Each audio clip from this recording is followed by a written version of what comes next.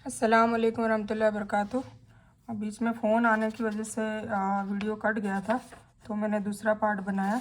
तो मैं ये बात कर रही थी कि हुकूकुल इबाद में ये बात अपनी पुरानी हो रही थी कि मैदान हशर में जब जन्नत दोज़ख का जो होगा, तो जो मुस्लिम है वो ला इलाहा इल्लल्लाह मोहम्मद रसूलुल्लाह मतलब उनके पास पासपोर्ट है, पर वीज़ा कब होगा? जब वो मोमिन बनेंगे मुस्लिम से और मुत्तकी बनेंगे और अल्लाह के हुकूक और बंदों के हुकूक का बराबर बैलेंस रखेंगे और अच्छी अपनी मतलब अल्लाह के और हुजूर पाक सल्लल्लाहु अलैहि वसल्लम के हिसाब से जीवन बिता के और वो उनकी मौत हो जाएगी, फौत हो जाएंगे, तो इंशाल्लाह उनको जन्नत मिलेगी। ठीक है। पर कुछ लोग ऐसे होंगे हुकूकुल इबाद का ध्यान नहीं रख रहे होंगे, हुकूकुल्लाह का पूरा ध्यान होगा पर हुकूकुल इबाद का उनको ध्यान नहीं होगा।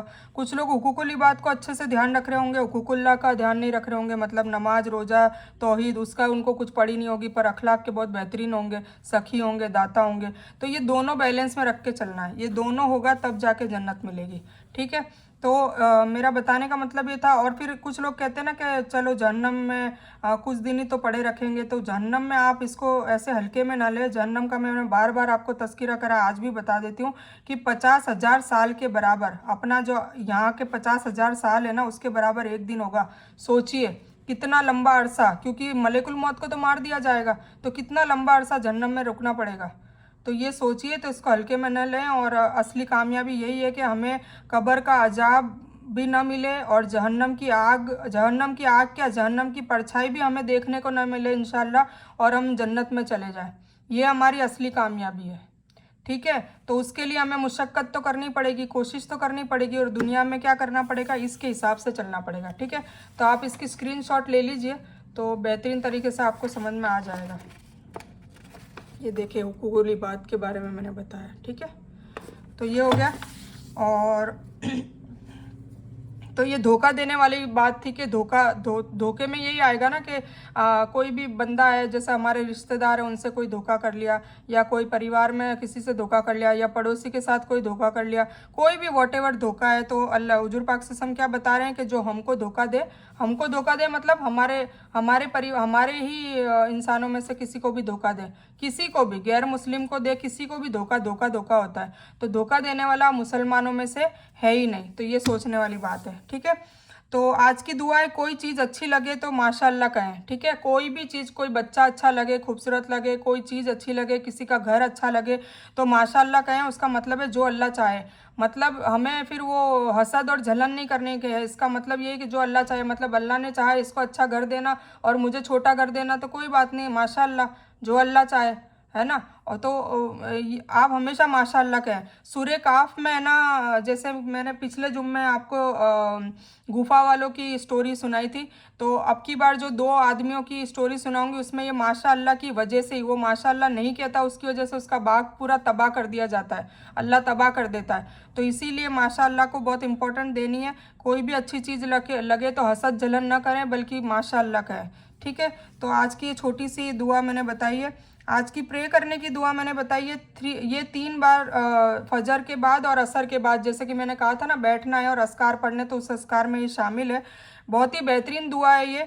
और ये 3 इतनी मजबूत दुआ है, उसमें से वन ऑफ दी ये है। एक तो ला इलाहा इल्ला अंता सुब्हानका इन्नी कुन्तु मिनज़ ज़ालिमीन, एक हस्बुनल्लाहु नेमल वकील, और एक ये तीसरी है या हय्यू या कय्यूम बि रहमतिका नस्तगीस असली लिसानी कुल्लहु वला तकिलनी इला नफ्सी तरफता आयन। ठीक है। तो ये पढ़नी है 3 बार, फजर की नमाज के बाद और असर की नमाज के बाद 3-3 बार पढ़नी है।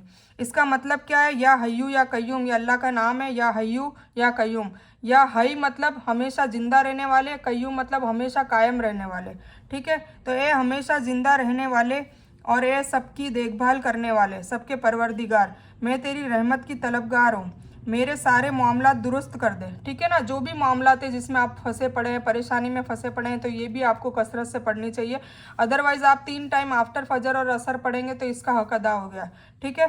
तो इंशाल्लाह इसमें भी ज़िंदगी बहुत अच्छी रहती है, सुकून में रहती है। तो मैं तेरी रहमत की तलबगार हूँ, मेरे सारे मामला दुरुस्त कर दे, तेरे अलावा कोई कर भी नहीं सकता, है ना। हम अल्लाह को क्या कह रहे हैं? मेरे मामला तू ही दूर कर सकता है, सही कर सकता है, और कोई कर भी नहीं सकता। तो हम इतना ट्रस्ट कर रहे हैं। ठीक है। आई एंट्रस्ट टू यू, मतलब मैं पूरा अपना भरोसा तेरे पे ही करती हूँ। ठीक है। और तू चाहे तो मेरी आंख झपकने से पहले मेरे सारे उलझे हुए काम सही कर सकता है।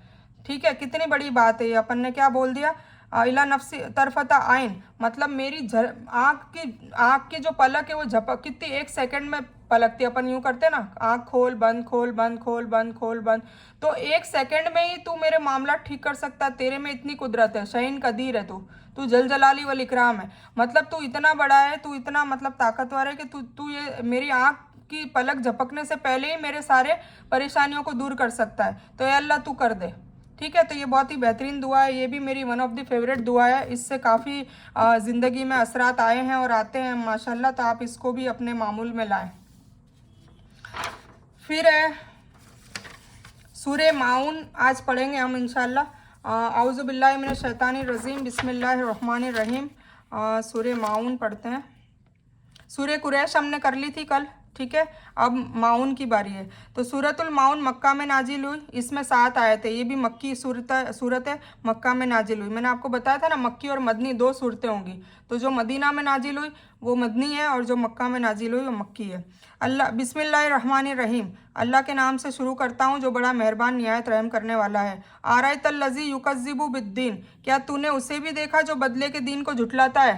ठीक है ना, बदले का दिन मतलब कयामत के दिन। अभी मैंने बोला ना, बड़ी बड़ी बातें करते हैं, देखी जाएगी कयामत में क्या होगा, मैदान हशर में क्या होगा। कई लोग बोलते हैं, और नाउजुबिल्ला मुसलमान बोलते हैं। चलो जो नॉन मुस्लिम है उनको तो इतना अंदाज़ा नहीं है, उनको पता नहीं अल्लाह की किताब के बारे में, अल्लाह का तारुफ ही नहीं है बेचारों के पास।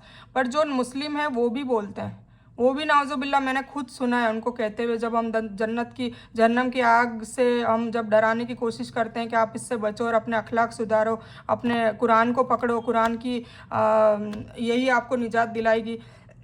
तो वो क्या कहते हैं नमाज के बारे में उनको ताकीद करते हैं कि नमाज पढ़ो, नमाज का तो बिल्कुल निजात ही नहीं है, नमाज तो कंपलसरी पढ़नी पड़ेगी। तो वो ये की बात कहते हैं कि कोई बात नहीं, जहन्नम में जाएंगे तो जाएंगे कुछ दिन जाके, फिर बाद में तो जन्नत में ही जाना है ना। इतनी बड़ी बड़ी बातें करते हैं। तो ये उन्हीं मतलब ये अल्लाह ताला ने देखो इसमें बता दिया कि क्या तूने उसे भी देखा है जो बदले के दिन को झुठलाता है, मतलब क़यामत के दिन को झुठलाता है। फ़ज़ालिकल लज़ी यदूउल यतीम, यही वह है जो अनाथ यतीम को धक्के देता है ना। तो जो झुठलाएगा उसका दिल बेरहम होगा, मतलब वो रहम दिल नहीं होगा। तो रहम दिल, यतीमों के बारे में तो बहुत कुछ कहा है अल्लाह ताला ने, कुरान शरीफ में आता है। तो यतीमों का इतना ध्यान देना है। तो वो फिर लोग क्या करते हैं, यतीमों को धक्के देते हैं। तो यतीमों को धक्के देने का बहुत बड़ा गुनाह है, ठीक है। वो अभी आगे आके और आएगा कि यतीमों के बारे में जब हम कुरान स्टार्ट करेंगे तब बहुत यतीमों के बारे में अल्लाह ताला ने ताकीद की है कि उनका ध्यान रखना है, उनका अच्छे से ध्यान रखना है, ठीक है। वला यहुद्दु अला तामिल मिस्कीन, और गरीब भूखे को खाना खिलाने की तरगीब नहीं देता, ठीक है ना। और वो ना ही गरीबों को खाना खिलाने के बारे में लोगों को कहता है और ना खुद खिलाता है। तो भूखे को खाना खिलाना भी अल्लाह ने कसरत से कुरान शरीफ में दिया है। तो ये लास्ट सूरा में ये बताया है कि जो जो ये काम खुद भी नहीं करते और लोगों को करने भी नहीं देते या उनको करने को नहीं कहते, तो उन लोगों के लिए क्या सजा है, ठीक है। तो उन नमाजियों के लिए वेल है। देखो नमाजी बोला है, मतलब वो नमाज तो पढ़ते हैं। मैंने अभी बताया था ना हुकूकुल्लाह और हुकूकुल इबाद। तो ये स्टोरी बताने का मकसद ही ये था कि आपको समझ में आए कि आप नमाज पढ़ रहे हो पर किसी का हक खा रहे हो, नमाज पढ़ रहे हो पर आपका दिल रहम दिल नहीं है, नमाज पढ़ रहे हो और किसी गरीब का आपने कुछ नुकसान कर दिया, या किसी यतीम को आप धक्के मार रहे हो, उसको मतलब अनसंड आप गाली गलौज कर रहे हो, उसको हकीर समझ रहे हो। तो आपकी जो नमाजें हैं वो क्या होगी, वेल, नरक की एक जगह है। और ये वेल जो है ना, ये जहन्नम भी साथ मतलब है। तो सबसे आखिरी जो जहन्नम का जो हिस्सा है, जो जहन्नम है, उसका नाम वेल है। और इसके बारे में तो बताया जाता है कि इसकी सिर्फ हवाई अगर हमें लग जाएगी ना तो हम जल के राख हो जाए, इतनी गर्म हवा होगी। मतलब जैसे जैसे नीचे वाली जहन्नम होगी वो इतनी ही वो दर्दनाक और इतनी खतरनाक होगी। तो सोचिए, मुनाफिक लोगों के लिए ये वेल बनाई है। और ये जो निशानी है, ये जो नेचर है वो मुनाफिक लोगों का ही है। मतलब बाहर तो वो लोगों को दिखा रहे हैं नमाजी है, कुछ लोग होते हैं ना, अपन उनसे इम्प्रेस हो जाते हैं कि अच्छा सा उन्होंने कुर्ता पजामा या हुजूर पाक सिस्टम की ड्रेस पहनी है, इमामा भी पहन रखा है, दाढ़ी भी है माशाल्लाह, और नमाज भी फुल पढ़ रहे हैं, अपन देख रहे हैं उनको, रोजे भी रखते हैं। पर अंदर से वो ये ऐसे अखलाक है उनके, मतलब ना तो गरीबों को खाना खिलाने की कोई तरगीब देते हैं, ना वो यतीम के लिए कोई दिली रहमी की किसी को बात कहते हैं या खुद करते हैं, और नहीं उन्हें क़यामत का कोई भी खौफ है। तो जो अपनी नमाज से गाफिल है, मतलब फिर ऐसी नमाज अल्लाह ताला मुंह पे मारेगा। ऐसी नमाजें मुंह पे मारने वाला है अल्लाह ताला। तो ये आपको समझने की ज़रूरत है कि नमाज तभी नमाज होगी जब हमारे अखलाक, हमारे हुकूकुल इबाद भी अच्छे होंगे, हुकूकुल्लाह अच्छी होगी, नमाज जाहिरी भी अच्छी होगी, नमाज बातिनी भी अच्छी होगी। पाकी मैंने बताया था ना कि हर टाइप से पाक होगा तब जाके नमाज आपकी सही से होती है। ठीक है, जो दिखावे का काम करते हैं, आ गया ना, कि जो दिखावा का काम करते हैं मतलब बाहर कुछ है, जाहिरी कुछ है, मतलब जाहिर में तो बड़े उल्मा या पीर साहब और ऐसे दिख रहे हैं, और अंदरूनी उनके पास सारी जो बातिन जो अल्लाह जानता है, क्योंकि हम तो जानते नहीं, और हम तो बाहरी जाहिर देख के जज करते हैं ना किसी को भी। पर अल्लाह क़यामत के दिन जजमेंट कैसे देगा? जाहिरी और बातिनी, और दिलों का हल अल्लाह बेशक जानता है। तो वो ये भी कहा है ना, जैसे औरतों के बारे में कहा है कि औरत कसरत से जहन्नम में जाएगी, ऐसे ही आलिम लोग जहन्नम में कसरत से जाएंगे। क्यों जाएंगे? क्योंकि बाहर तो वो आलिम बने फिरते हैं, गद्दियों पे बैठे रहते हैं, लोग उनके आसपास खिदमत करते रहते हैं, उनकी इज्जत करते रहते हैं, तो वो अपना दिखावा कर रहे हैं। कुछ आलिम है ऐसे, सारे नहीं कह रही, कुछ आलिम है, तो उनको फिर अल्लाह ताला जहन्नम देगा, क्योंकि उनके दिल की बातें अल्लाह जानता है ना, हम तो नहीं जानते, हम तो बस उनका बाहरी रूप देख के उनको इज्जत दे रहे हैं। तो ये समझने वाली बात है। ठीक है, तो जो अपनी नमाज से गाफिल है, जो दिखावे का काम करते हैं, अल्लज़ीना हुम युराउन, जो दिखावे का काम करते हैं और इस्तेमाल में आने वाली चीज़ें रोकते हैं। कोई भी इस्तेमाल में आने वाली चीज़ें, जैसे हमारे पास 2 चीज़ है तो वो आप एक चीज़ तकसीम कर दो, गरीब को दो, फालतू पड़ी अपने घर में क्या करेगी? अचार तो डालना नहीं हमें ज़्यादा, कि हमारे पास सूट है जो हमने पहनने बंद कर दिए वो तकसीम करो। ये सब, ये रमज़ान के महीने में इन चीज़ों को तकसीम करना चाहिए। तो जो भी हमारे पास एक्स्ट्रा चीज़ है तो उसको रख कर हम करेंगे क्या? तो उसको किसी के काम आने के लिए उसको दो। ठीक है, तो ये देखो, ये अल्लाह ताला ने सूरह माउन में पूरा बता दिया, ये मुनाफिक लोगों का नेचर डिस्क्राइब कर दिया है। अब हमें अपने आप अपने गिरेबान में झांक के देखना है कि हम क्या इन लोगों में तो नहीं आते कहीं। अगर इन लोगों में आते हैं तो प्लीज़ प्लीज़ मेहरबानी करके इन लोगों के नेचर से आप बाहर निकलने की कोशिश करें और मोमिन बनने की कोशिश करें, मुत्तकी बनने की कोशिश करें, तकवे वाले बने। मुनाफिक लोगों की कहीं भी कोई रहमदिली नहीं होगी और उन्हें जहन्नम की आखिरी जहन्नम में वेल में डाला जाएगा। जब इंशाल्लाह वर्कशॉप नंबर 2 आएगा तब ये वेल के बारे में डिटेल में हम बताएंगे, जहन्नम के बारे में, जन्नत के बारे में, तब इंशाल्लाह आपको समझ में आएगा। फिलहाल मैंने आपको बता ही दिया कि वेल वो जगह है जो सबसे खतरनाक वाली जहन्नम है, 7वीं जहन्नम है। ठीक है, तो इसका थोड़ा सा अपन डिटेल देख लेते हैं। यहाँ पे है, तो इस सूरत को सूरतुद्दीन भी कहा जाता है, सूरत और आयत भी कहा जाता है, और सूरतुल यतीम भी कहा जाता है, क्योंकि ये यतीमों के बारे में है। ठीक है, तो ये फतहुल कदीर में है, इसलिए कि एक तो कंजूस है, कंजूस है ना, जो मतलब यतीमों पे खर्च नहीं कर रहा, भूखों को खाना नहीं खिला रहा, तो कंजूस लोग ही करते हैं ना। या अपने पास कोई ऐसा सामान है जो डबल ट्रिपल पड़ा हुआ है वो नहीं देता लोगों को इस्तेमाल करने, अपने नौकरों को दे दें, या कोई गरीब मिस्किन है उनको दे दें जो डबल ट्रिपल अपने पास पड़ा हुआ है। अपन अचार तो डालेंगे नहीं, वो सड़ गल के ख़राब होगा, तो जो भी अपने पास 2 है जो एक्स्ट्रा पड़ी है, फालतू पड़ी है, तो रमज़ान से पहले निकालने की कोशिश करें। तो कंजूसों के लिए ये बहुत बड़ी मतलब अल्लाह ताला ने तरगीब दिलाई है कि तुम कंजूस, बखील मतलब जन्नत में नहीं जाएगा। बखील मतलब कंजूस, तो हुजूर पाक सल्लल्लाहु अलैहि वसल्लम की हदीस भी है कि बखील जन्नत में नहीं जाएगा। तो ये कंजूसों के बारे में है। तो अगर हम कंजूस हैं तो हमें थोड़ा सा दिल बड़ा रखना है और हमें लोगों के लिए मतलब काम आने वाली चीज़ें, यतीमों की देखभाल करनी है। कोई 1-2 यतीम आप अडॉप्ट कर लें, गोद ले लें और उनका भी खर्चा उठाएं, उनकी पढ़ाई का खर्चा उठाएं, उनकी शादी का खर्चा उठाएं। बहुत बड़ा सवाब है, अल्लाह ताला बहुत आपको और भी नवाजेगा, आपकी दुनिया में भी खूब दे देगा। आप वो यतीम पे 1 रुपया खर्च करेंगे, आपको 10 रुपया वैसे भी मिल जाएगा। तो सोचिए, आपको यकीन होना चाहिए। ईमान कमज़ोर है तभी तो, यकीन होगा तो आपको मिलेगा भी, और आपको इंशाल्लाह फिर आखिरत में भी आपकी इसकी सज़ा बहुत है। यतीमों को धक्के देना जितना बड़ा गुनाह, इतना ही यतीमों को पालना, यतीमों को रखना, उनकी परवरिश करना उतना ही बड़ा सवाब है। तो सोचिए, इस बात पे गौर करिए। ठीक है, तो दूसरे क़यामत का इनकारी है। ठीक है, एक तो कंजूस के बारे में कह दिया, एक दूसरे क़यामत का इनकारी उसको कह दिया। भला ऐसा इंसान यतीम के साथ क्यों कर अच्छा सलूक कर सकता है जिसके दिल में धन की जगह मानवीय मूल्यों और अखलाकी असूलों का महत्व और प्रेम होगा, है ना। जिसके दिल में सिर्फ धन की जगह है, मतलब कोई मॉरल वैल्यूज़ नहीं है, किसी की फीलिंग्स नहीं है, गरीब की, किसी यतीम की फीलिंग नहीं है, कोई लागणी नहीं है, तो फिर वो तो उसके तो दिल में धन है, तो फिर वो कहाँ से यतीम के साथ अच्छा सलूक करेगा। दूसरे यह कि उसे इस बात का यकीन हो कि उसके बदले मुझे क़यामत के दिन अच्छा बदला मिलेगा। पर वो ये यकीन करके बैठा है कि हुकूकुल इबाद तो उसको पढ़ी नहीं है जो मैंने बताया, जबकि मेन वो है। तो वो क्या सोचेगा कि मैं नमाज पढ़ रहा हूँ, ठुंगे मार रहा हूँ नमाज के, तहज्जुद भी पढ़ रहा हूँ। वो ओवर कॉन्फिडेंस में आ जाता है कि मैं नमाज भी पढ़ रहा हूँ, रोजे भी रख रहा हूँ, मैं ज़कात भी देता हूँ, और मैं हज भी करके आ गया 10-10 15-15 बार, और मैंने नमाजें भी पढ़ी और तौहीद भी मैं मान रहा हूँ। पर अल्लाह क्या कह रहा है, मैंने बताया था ना, अल्लाह क्या कह रहा है, हुकूकुल्लाह नहीं, हुकूकुल इबाद, इस पे ध्यान दो। इस पे भी देना है, ये भी है, पर इसका तो फिर भी अल्लाह ताला कह रहा है कि मैं माफ़ कर दूंगा। जो कहा है अल्लाह ने सच कहा है कि मैं इस पे भी थोड़ा मैं रहमदिली कर सकता हूँ, माफ़ कर सकता हूँ। पर जो हुकूकुल इबाद में फंस गया वो गया, उसको जहन्नम पक्की मिलेगी। ठीक है, तो आपको इन सब चीज़ों में अपने आप को देखें कि भाई हम किस क्राइटेरिया में आते हैं। अगर आते हैं तो उससे बचने की कोशिश करें।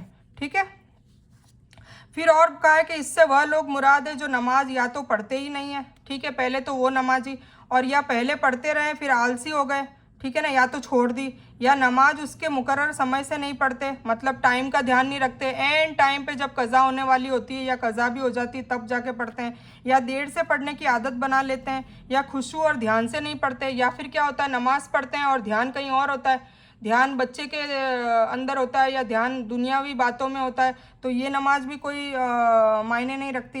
ये सभी मतलब इसमें आ जाते हैं, इसलिए नमाज में सभी गफलतों से बचना चाहिए। यहाँ इस जगह पर चर्चा करने से यह स्पष्ट है कि नमाज यह सुस्ती उन्हीं से होती है जो परलोक के प्रतिकार के और हिसाब किताब पर यकीन नहीं रखते। ठीक है ना, तो ऐसा नहीं कि जुबान से नहीं, जुबान से वो कह रहे हैं कि हमें क़यामत पे भरोसा नहीं है, यकीन नहीं है, वो जुबान से नहीं कह रहे, वो अपने अमाल से बता रहे हैं कि भाई हमें यकीन नहीं है। अगर यकीन होता तो नमाज वक्त पे पढ़ते, टाइम पे पढ़ते, खुशू और खुजू के साथ पढ़ते, नमाज को समझ के पढ़ते, है ना। और दूसरा जो मैंने बताया था वो भी इसमें आता है कि नमाज पढ़ते हैं पर ये सब चीज़ों की तरगीब नहीं करते, या खुद भी नहीं करते, लोगों को भी करने को, जब खुद ही नहीं करेंगे तो लोगों को करने का कहाँ कहेंगे, नहीं कहेंगे।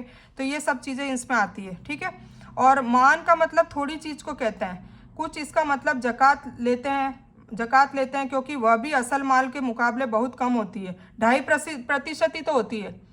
जो अल्लाह ताला जक़ात कितने की निकालने को कह रहा है, 2.5% निकालने को कह रहा है, वो भी हमसे पूरी नहीं निकल पाती। तो कुछ ने इससे घरों में इस्तेमाल की चीज़ें लिए जो पड़ोसी एक दूसरे से मंगनी में मांग लिया करते हैं, है ना। तो इस्तेमाल की चीज़ों का भी क्या मतलब हुआ, घरेलू प्रयोग की चीज़ें मंगनी में दे देना, इसमें तंगी न जाहिर करना अच्छे गुण है। मतलब कोई पड़ोसी मांगे, यूज़ करने के लिए भी कोई चीज़ें मांगे तो उसको फटाक से दे दें अगर आपके पास है तो। ठीक है, और इसके खिलाफ बखीली और कंजूसी बरतना ये क़यामत के मुनकिरों का अखलाक है। ठीक है ना, बखीली और कंजूसी एक ही चीज़ है। कंजूसी क़यामत के दिन बखील मतलब जन्नत में नहीं जाएगा, तो ये बता दिया आपको। तो ये हो गई हमारी माहून, और आई होप आपको इसका मतलब अच्छे से समझ आ गया होगा। और आज से अगर आप नहीं करते हैं तो आज से करना स्टार्ट कर दें। गरीबों को, भूखों को खाना खिलाएं, और यतीमों से अच्छा बर्ताव करें, और नमाज अच्छे से पढ़ें, खुशू और खुजू से पढ़ें। ठीक है, तो ये हो गया। और अब हम नेक्स्ट हमारा है सजदे में पढ़ने वाली तस्बीह। अभी हमने कल रुकू वाली पढ़ी थी, सुबहाना रब्बियल अज़ीम, है ना। तो अब मैं बताऊंगी आपको सजदे में पढ़ने क्या पढ़ते हैं हम, सुबहाना रब्बियल आला। ये भी कम से कम 3 बार, 5 बार और 7 बार पढ़ी जाती है। आप कम से कम 3 बार भी पढ़ सकते हैं, ज़्यादा से ज़्यादा 7 बार भी पढ़ सकते हैं। तो हम इसका थोड़ा सा ले लेते हैं। एक रुकू में एक और जिक्र है, पर ये एक्स्ट्रा आयत है, अगर आप कर सकते हैं तो आप इसकी स्क्रीनशॉट ले लीजिएगा। तो मैं इसका एक बार तज़किरा तो कर ही देती हूँ, और फिर उसके बाद जैसे हम पढ़ते हैं ना, समी अल्लाहु लिमन हमिदा रब्बना लकल हम्द, उससे पहले तो ये देखो मैं बता देती हूँ आपको। रुकू का एक और जिक्र है, रसूलुल्लाह सल्लल्लाहु अलैहि वसल्लम जब रुकू से सर उठाते तो क्या कहते, समी अल्लाहु लिमन हमिदा रब्बना वलकल हम्द, मतलब खड़े हो जाते। ठीक है ना, खड़े होके ये पढ़ना है। और फिर क्या कहते, ये पढ़ते मिल अस समावाती व मिल अल अर्द व मिल अमा बैनहुमा व मिल अमासियत मिन शईन बाद। मतलब इसका तर्जुमा ये है कि आसमानों के भरने के बराबर, मतलब हम तारीफ़ कर रहे हैं ना कि अल्लाह ने हमारी सुन ली, और हम तो फिर दोबारा तारीफ़ तेरी ही कर रहे हैं। इसका मतलब मैंने बताया था आपको यहाँ पर रब्बना लकल हम्द का, कि हमारे रब तेरे लिए ही हर किस्म की तारीफ़ है। फिर एक तारीफ़ और बढ़ा दी कि आसमानों के भरने के बराबर तू है, ज़मीन के भरने के बराबर तू है, और भरकर जो उनके दरमियान और उनके बीच में भी जो है उस सबके दरमियान, मतलब इतना तू बादशाह है, बड़ा है। मतलब आसमान और ज़मीन के बराबर, और जो कुछ इन दोनों के दरमियान है उसके बराबर तेरी ज़ात पाक है, ठीक है, मतलब उससे भी बड़ी है। और भरकर वह तमाम चीज़ें जो तू चाहे किसी चीज़ में से उसके बाद, और उसके बाद भी जो कुछ तू चाहे उसके बराबर। इतनी तारीफ मतलब हम कर रहे हैं, समझ में आ गया। तो ये खड़े होके जब हम स्ट्रेट खड़े रहते हैं, रुकू से ऊपर आते हैं, समी अल्लाहु लिमन हमीदा रब्बना लकल हम्द, उसके बाद ये पढ़ी जाती है। इसके बाद ये भी पढ़ी जाती है हमदन कसीरन तय्यबन मुबारकन फ़ी वो भी अल्लाह ताला की तारीफ़ है।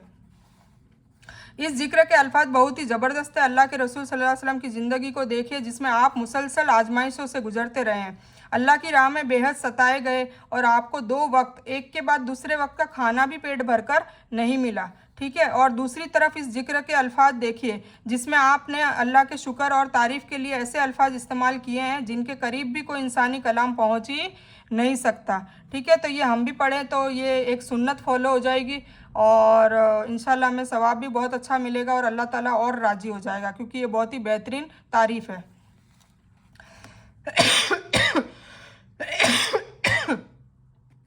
जदीद तहकीकात के मुताबिक अगर इस दुनिया में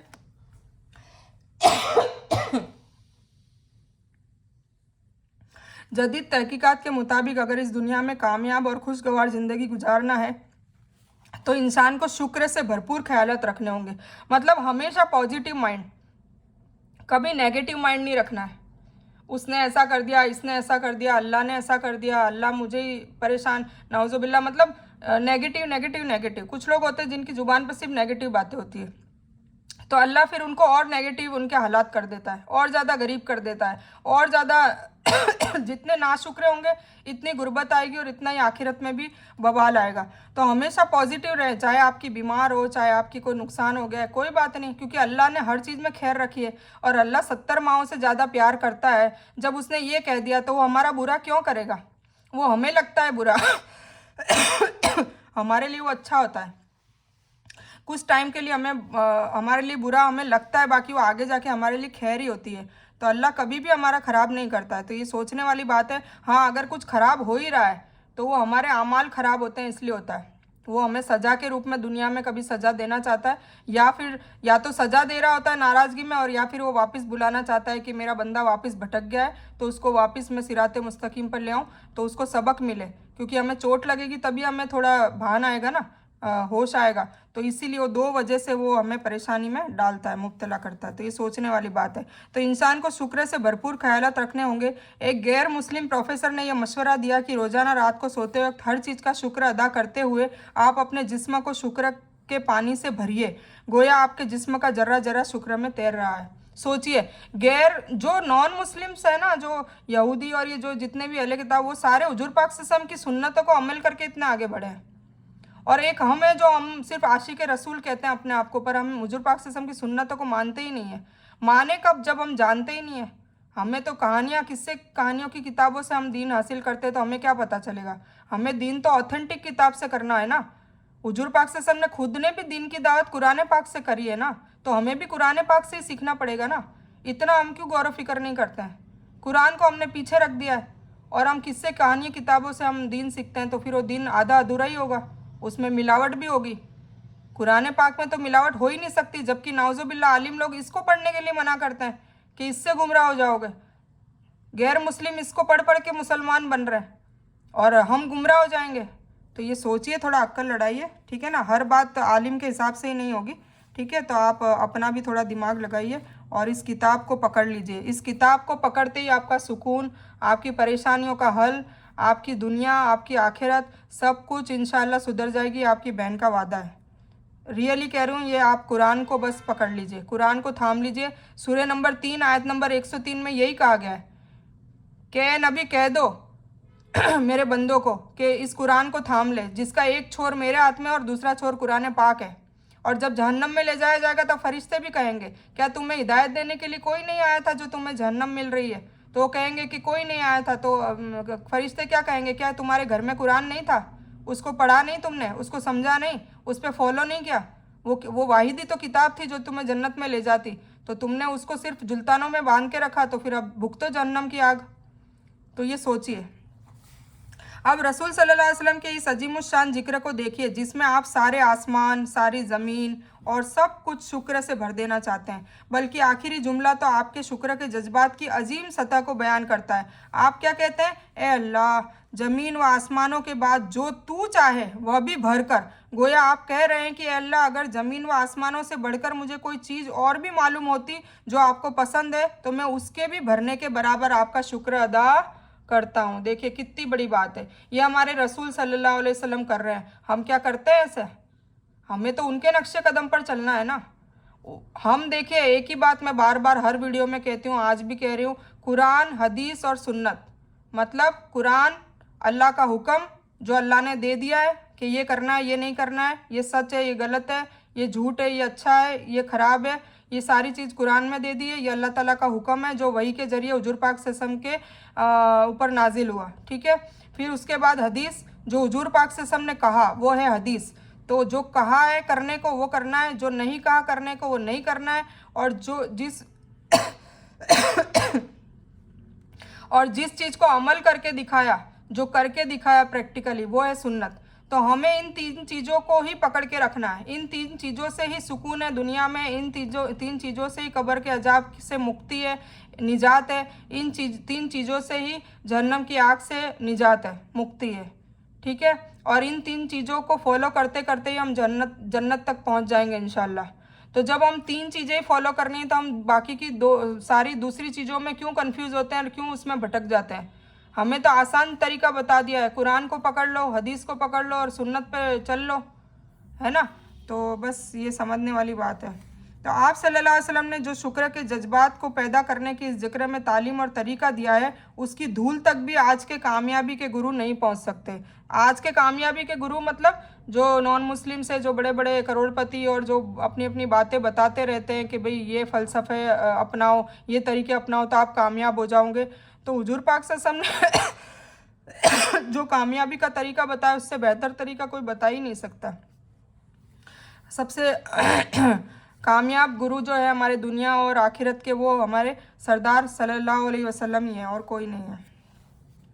अब सजदे में अस्कार क्या करते हैं हम? सुबहाना रब्बियल आला, मतलब मेरा रब पाक है जो सबसे बुलंद है। अब हम सजदे में जाके अपने आप को सबसे नीचे की पोजीशन में डाल देते हैं और अल्लाह को सबसे ऊपर डाल देते हैं और हम कहते हैं सुबहान रब्बियल आला, या अल्लाह तू सबसे सबसे सबसे बुलंद है। ठीक है। और तू पाक है। सुबहाना मतलब तू पाक है, तेरी ज़ात पाक है, तेरे में कोई ऐब नहीं है, कोई नुक्स नहीं है, नाउजुबिल्ला। तेरे ना तुझे ऊँग आती है ना नींद आती है, मतलब तू हमारा पालनहार है, तू ही है, जो कुछ है तू है। अल्लाह अल्लाह अल्लाह, और कोई नहीं है। हम तो उसके गुलाम हैं, नक्ता नज़र से भी छोटे हैं, हमारी तो कोई औकात ही नहीं उसके सामने। ठीक है। तो हमेशा उसका शुक्र अदा करते रहे और वो जिस हाल में रखे उस हाल में रहे। ठीक है ना। तो सुबहाना रब्बियल आला, सबसे बुलंद मेरा रब पाक है। तो सजदे की हालत में ये 4 चीज़ें हमें अल्लाह ताला के लिए सोच के फिर सजदा करना है, तो उसमें खुशू और खुजू आएगा। तो सजदे की हालत मुकम्मल सुपुर्दगी की है, मतलब मुकम्मल अपने आप को सुपुर्द कर दिया हमने, अल्लाह ताला के हवाले कर दिया। इसमें भी 4 बातें, इनको तसव्वुर और एहसास के साथ पढ़िए। पहला क्या? अल्लाह की पाकी, कि अल्लाह कितना पाक है, उसमें कोई ऐब नहीं, कोई नुक्स नहीं है। फिर उसका रब होना, मतलब वो हमारा पालनहार है, वही हमें पाल रहा है, वही खिला रहा है, वही पिला रहा है, वही ऑक्सीजन की हवा दे रहा है, वही सूरज की गर्मी दे रहा है, वही हमारे मतलब मामलात मतलब सारे सेट कर रहा है, वही हमारे दिनचर्या को सेट कर, सारा कुछ मतलब कौन कर रहा है? अल्लाह कर रहा है। ठीक है ना। अल्लाह के सिवा हम एक सांस भी अंदर बाहर नहीं ले सकते। अगर मौलिकुल मौत को भेज दिया तो हम एक सांस भी हमारे लिए नहीं है कि हम ले सके अपनी मर्जी से। ठीक है। फिर अपनाइयत से कि वह मेरा रब है। फिर एक प्यार से, हुब्बुल रब, मतलब मेरे रब से मोहब्बत, कि मेरा रब इतना अच्छा है, मतलब मैं इतनी गुनहगार हूँ, मैं इतनी बदकार हूँ, उसके बावजूद मुझे इतनी नेमतें दे रखी है। तो ये ग्रेटिट्यूड, ये पॉजिटिव थिंकिंग ये आनी चाहिए रब के लिए, है ना। तो फिर अल्लाह ताला बहुत खुश होता है। और फिर उसकी बुलंदी दिमाग में सोचनी कि वो कितना बुलंद है। तो उसके लिए मैंने सबसे पहली वीडियो में वीडियो भेजी थी, आपको याद हो, ब्रह्मांड की। तो उसको थोड़ा सा, उसको डेली आप वॉच करें ताकि आपको अल्लाह की जो बड़प्पन है, अल्लाह का जो वसी है, वो कितना वसी है, कितना बड़ा है, तो वो अल्लाह अकबर का मीनिंग आपको समझ में आए। ठीक है। तो ये पहले 3 का जिक्र है, सुभान रब्बियल अजीम जैसे अजमत देखनी है और सुभान रब्बियल आला में अल्लाह की पाकी सोचनी है, ठीक है। अब आला यानी सबसे ऊंचा, सबसे बुलंद। मैं नीचे अपना सर जमीन पर रखे हुए और अल्लाह अर्श पर सबसे ऊपर है, ठीक है ना। मैं सबसे नीचे, अल्लाह सबसे ऊपर। मैं बंदा, अल्लाह मालिक, ठीक है। यह बंदे की सच्ची पोजीशन है। बंदा अल्लाह के सबसे करीब कहाँ होता है? सजदे में होता है। मूसा अलैहिस्सलाम ने अल्लाह ताला से पूछा था कोरे ये तूर पहाड़ पे जब आग में से आवाज़ आ रही थी और अल्लाह ताला ने उनको कलामुल्लाह कहा जाता है ना, मूसा अलैहिस्सलाम का लक़ब है कि अल्लाह ताला से कलाम एक ही नबी और रसूल ने किया, वो है मूसा अलैहिस्सलाम। हुजूर पाक सल्लल्लाहु अलैहि वसल्लम ने भी किया, पर जैसे दुनिया में। तो अल्लाह ताला से पूछा उन्होंने कि अल्लाह, क्या मेरे से भी करीब कोई होगा? तेरे से जितना मैं करीब हूँ इतना मेरे से भी कोई करीब होगा? तो अल्लाह ताला ने बताइए, सोचिए क्या कहा कि सबसे आखिरी नबी रसूलुल्लाह सल्लल्लाहु अलैहि वसल्लम आएंगे, उनकी उम्मत में जो बंदे हैं वो सजदे की हालत में जाएंगे, तो वो मैं तेरे से भी ज़्यादा, मतलब तेरे और मेरे बीच में 70 पर्दे का भी मतलब वो है, 70 पर्दे हैं, उसके और मेरे बीच में एक भी पर्दा नहीं होगा। सोचिए कितनी बड़ी बात बोल दी, कितनी मोहब्बत करता है अल्लाह हमसे। इसलिए हमें शुक्र अदा करना चाहिए कि हम हुजूर पाक सल्लल्लाहु अलैहि वसल्लम की उम्मत में हैं। ये भी बहुत बड़ी बात है, बहुत बड़ी नेमत और बहुत बड़ा इनाम है हमारे लिए, तो इसका भी शुक्र अदा करना चाहिए, ठीक है। तो सजदे की हालत में सबसे करीब अल्लाह ताला बंदे से सजदे की हालत में ही होता है। तस्बीह का पैगाम ये है कि जदीद तहकीकात के मुताबिक अगर इस दुनिया में कामयाब और खुशगवार ज़िंदगी गुजारना है तो इंसान के अंदर 2 अहम चीज़ें होनी चाहिए। एक तो पॉजिटिव एटीट्यूड है ना, हमेशा पॉजिटिव सोच, और एक शुक्र, अच्छा सोच और शुक्र, ग्रेटिट्यूड, ठीक है। तो ऊपर शुक्र का जिक्र आ चुका है। हमारी नमाज की हर रकात का क़याम अल्हम्दुलिल्लाह से शुरू होता है ना, अल्हम्दुलिल्लाह रब्बिल आलमीन। तमाम तारीफ़ और शुक्र किसके लिए? अल्लाह के लिए। तमाम आलमों का रब कौन है? रब्बुल आलमीन अल्लाह है। फिर मालिकी यौमिद्दीन, क़यामत के दिन का मालिक कौन है? अल्लाह है। फिर इय्याका नअबुदु व इय्याका नस्तईन, ए अल्लाह हम तेरी इबादत करते हैं और तुझी से मदद चाहते हैं। इहदिनस सिरातल मुस्तकीम, या अल्लाह ताला हिदायत दे हमें, मतलब सीधा रास्ता दिखा, सिरातल मुस्तकीम का, सच्चे रास्ते का। सिरातल लज़ीना अनअमता अलैहिम, उन लोगों का रास्ता जिनको तूने इनाम दे दिया, मतलब अम्बिया, नबी, रसूल, सौदा और सहाबा, उन लोगों का रास्ता हमें दिखा जिनको इनाम दे दिया अल्लाह ताला ने जन्नत का, है ना। कुछ लोगों को तो जन्नत की बशारत दुनिया में ही दे दी। रज़ी अल्लाह अन्हु हम क्यों बोलते हैं सहाबा को? क्योंकि अल्लाह उनसे राज़ी हो गया नीचे ही, ठीक है। और फिर हम कहते हैं गैरिल मगदूबि अलैहिम वलद्दौलिन, और उन लोगों का रास्ता या अल्लाह हमें कभी भी मत देना जिनको तूने अजाब दिया और जिनके जो गुमराह भी हो गए, और जो मगदूब मतलब गाफिल और गुमराह, उन लोगों के लिए, ठीक है। जो जानते भी थे, अब इनकी डिटेल अपन बाद में पढ़ेंगे, कि जो जिनको इल्म था और फिर भी वो गफलत में पड़े रहे, जानबूझ के उन्होंने अमल नहीं करे, वो है मगदूब। और जो गुमराह कौन है? जो जिनको पता ही नहीं, कंफ्यूज्ड है वो, ठीक है।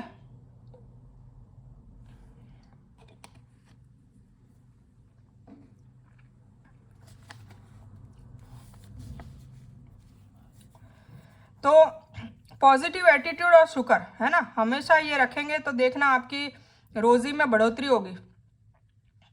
चाहे आपके पास 10 रुपये भी होगा, आप अल्हम्दुलिल्लाह कहो तो 10 के 100 हो जाएंगे, 100 हो तो अल्हम्दुलिल्लाह करो 100 के 1000 हो जाएंगे। देखो, यकीन रखना पड़ेगा, अकीदा रखना पड़ेगा, अल्लाह से ऐसी मोहब्बत दिल से रखनी पड़ेगी, अल्लाह का शुक्र अदा करना पड़ेगा, अल्लाह की हमेशा लोगों के सामने तारीफ़ करनी पड़ेगी। अल्लाह की शिकायत करी लोगों के सामने, यानी अल्लाह का नाम आपने डुबोने की कोशिश करी, शिकायत का मतलब यह है ना, तो अल्लाह आपको रहमत के साए से हटा देगा, शैतानी वसवसों में डाल देगा।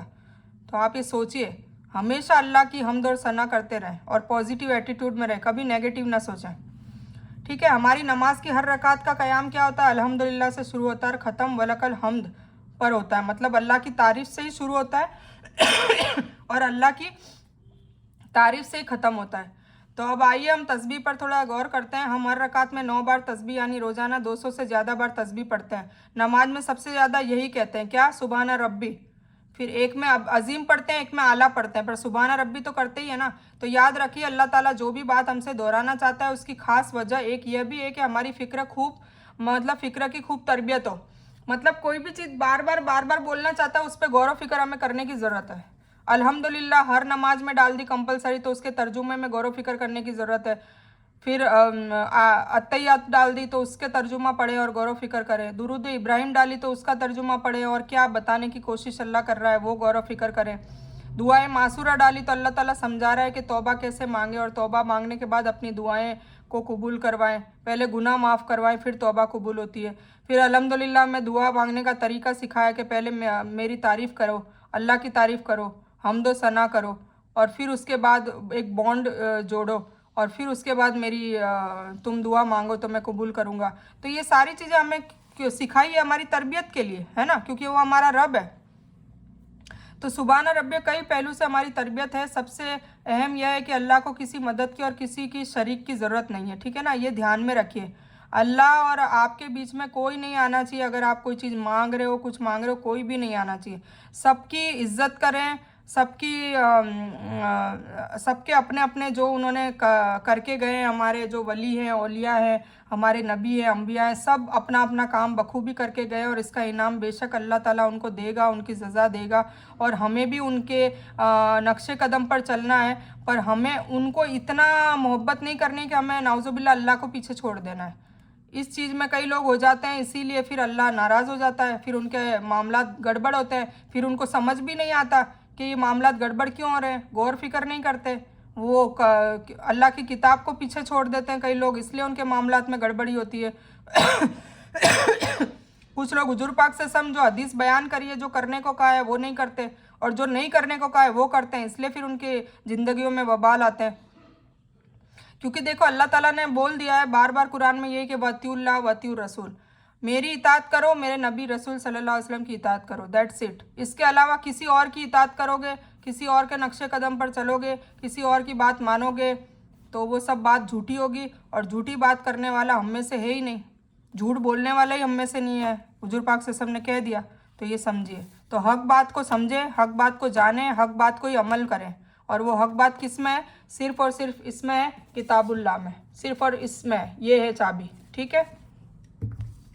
अल्लाह ने बतौर आजमाइश मेरे साथ जो भी चीज़ें रखी है, मसलन मेरी नाक, मेरा रंग, मेरा कद, मेरा ख़ानदान, मेरा मुल्क और उसके हालात वगैरह, इस इम्तिहानात में कोई ऐब नहीं है। ये मानना है कि कोई ऐब नहीं है, मैं जहाँ भी हूँ खुश हूँ क्योंकि अल्लाह ने मुझे रखा है। तो अल्लाह बखूबी मुझे अच्छे से, मतलब मेरे लिए सब कुछ अच्छा ही सोचा है, क्योंकि वो 70 माओं से ज़्यादा प्यार करता है। तो मुझे बस यह दुआ करनी है कि अल्लाह मुझे तौफीक दीजिए कि मैं आपके खिलाफ मेरी ज़बान या दिल में कोई शिकायत का हर्फ लाए बिना, ठीक है ना, ये देखिए, हर्फ, शिकायत का हर्फ लाए बिना बगैर अपने हिस्से का काम करूं। हमें अपना काम करना है, तो इनामत हमें हाथ उठाने से पहले अपना आप मिल जाएंगे। हमारी कोशिश चल रही है ना, क्योंकि अल्लाह ताला कहता है जो मेरी मखलूक की फ़िक्र करने लग गया उसकी फ़िक्र मैं कर लूँगा। उसको फ़िक्र करने की अपनी ज़रूरत ही नहीं है और हकीकत में नहीं होती। जो मेरी मखलूक की फ़िक्र करने लग गया उसकी फ़िक्र अल्लाह ताला खुद कर लेता है। सोचिए कितनी बड़ी बात है। तो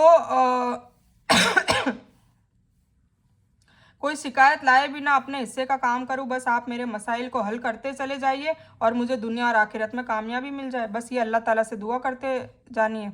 तस्बीह करते वक्त हम झुक जाते हैं और ज़मीन पर अपना सर रखकर पढ़ते हैं, वह भी रब्बी कहकर अपनाइयत से, गोया हम कह रहे हो कि अल्लाह मैं बिल्कुल राज़ी हूँ और मुझे कोई शिकायत नहीं है। अगर हम इन एहसासात के साथ तस्बीह करेंगे, मतलब सजदे में जो पढ़ते हैं ना सुभान रब्बिल आला, उसको तस्बीह कह रहे हैं, तो सुभान रब्बिल आला, रुकू में सुभान रब्बिल अज़ीम पढ़ रहे हैं, तो ऐसा पॉजिटिव एटीट्यूड पैदा होगा जिसका 1% भी मौजूदा दौर के कामयाबी माहिरीन नहीं दे सकते, ठीक है।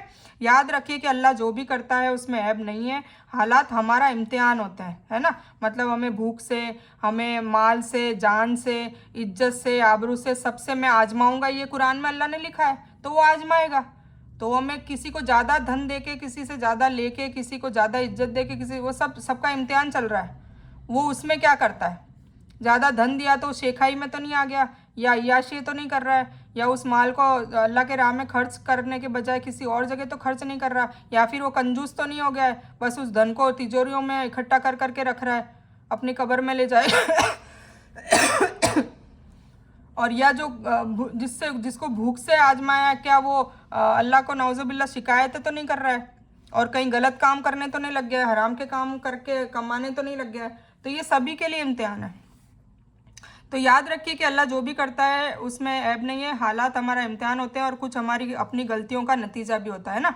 कभी हमारे इम्तिहान होता है और कभी हमारा नतीजा भी होता है। हमारे आमाली हम गड़बड़ कर लेते तो उसके नतीजे में भुगतना पड़ता है, फिर हमें एहसास होता है। इसलिए हमें जब भी कोई ऐसा हो तो हमें पहले तौबा अस्तगफिरुल्लाह पढ़नी, क्योंकि हमें नहीं पता होता है। और हर इंसान है ना अपने आप को अच्छा ही समझता है, उसकी एक नेचर होती है, साइकोलॉजी होती है, मैं अच्छा सामने वाला बुरा।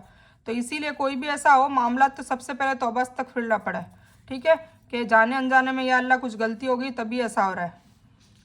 तो जो भी हालात हो उन पर सब्र करते हुए जितना हो सके अच्छे काम करने की कोशिश कीजिए, उसी में कामयाबी का राज है, कामयाबी दुनिया में भी और कामयाबी आखिरत में भी।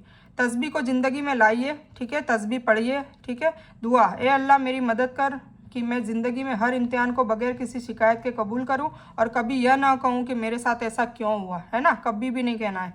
एहतिसाब, कितनी बार मैं अपने रंग, नाक, चेहरा, जिस्म, खानदान, मौसम, मुल्क, हालात वगैरह की शिकायत करता हूँ। अपने आप को टटोलिए, कितनी बार शिकायत करिए, और अगर करिए तो अल्लाह से तौबा करें कि आज के बाद मैं कभी नहीं करूँगा।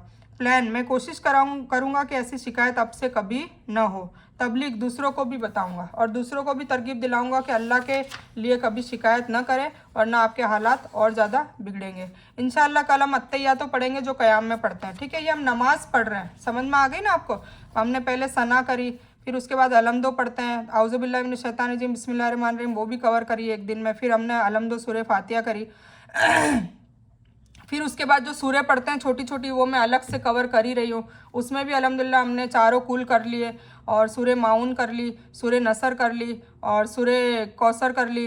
तो ये भी हमारी चलती आ रही है। तो जो हम नमाज़ों में पढ़ते हैं छोटी छोटी सूरह, उसका भी हम तर्जुमा ले ही रहे हैं साथ साथ में, ठीक है। इसके अलावा नमाज के बाद जो दुआ मांगते हैं वो भी मैं धीरे धीरे छोटी छोटी कवर कर रही हूँ। माँ बाप की दुआ, शौहर और बच्चों की दुआ, आपकी खुद की दुआ, और कोई कर्जा हो गया तो उसकी कोई दुआ, और इसके अलावा हम तस्बीह अल्लाह का जिक्र कर रहे हैं। तो हम कुल मिला के हम पूरा वर्कशॉप डिटेलिंग में कर रहे हैं। तो आप ये समझिए, तो ये नमाज का आज का ये रुकन था सजदा, ये हमारा कंप्लीट हो गया अल्हम्दुलिल्लाह। फिर उसके बाद हम तशहुद लेंगे, फिर दुरूद इब्राहिम लेंगे, और फिर उसके बाद दुआए मासूरा जो हम पढ़ते हैं वो लेंगे, ठीक है। फिर सूरह इखलास, और ये तो हम कर ही रहे हैं कवर। और किसी को भी ये है ना डिटेल में चाहिए तो इसकी स्क्रीनशॉट मुझे पर्सनली मांग ले, मैं भेज दूँगी इंशाल्लाह, ठीक है। तो अल्हम्दुलिल्लाह ये आज का हमारा कवर हो चुका है।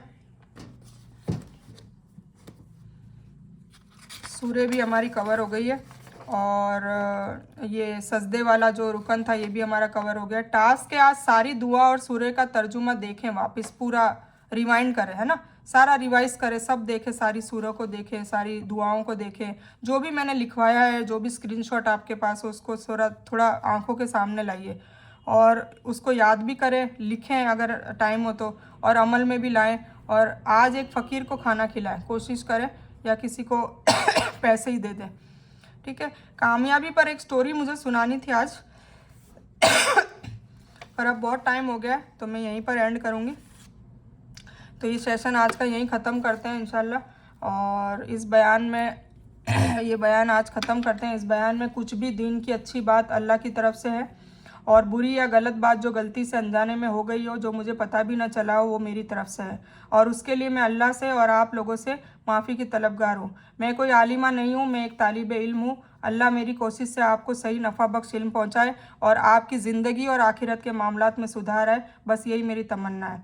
आमीन। रब्बना आतिना मिन लदुनका रहमतन व हय्यि लना मिन अमरिना रशदा।